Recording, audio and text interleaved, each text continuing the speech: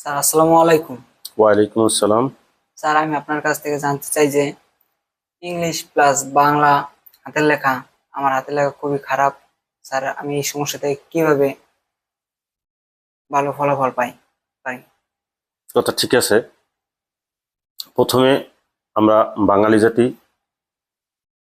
বাংলা হাতের লেখার জন্য করণীয় স্বরবর্ণ 11টি, ব্যঞ্জনবর্ণ 39টি, কারচিহ্ন 10টি।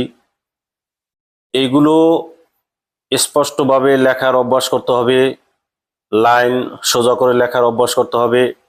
এবং এখানে ব্যঞ্জনবর্ণের মধ্যে আবার অর্ধ মাত্রা ব্যঞ্জনবর্ণ আছে, পূর্ণ মাত্রা ব্যঞ্জনবর্ণ আছে, মাত্রাবিহীন ব্যঞ্জনবর্ণ আছে। এগুলো যদি তুমি স্পষ্টভাবে লেখার অভ্যাস করো, ইনশাল্লাহ তুমি লেখায় ভালো উন্নতি করতে পারবে।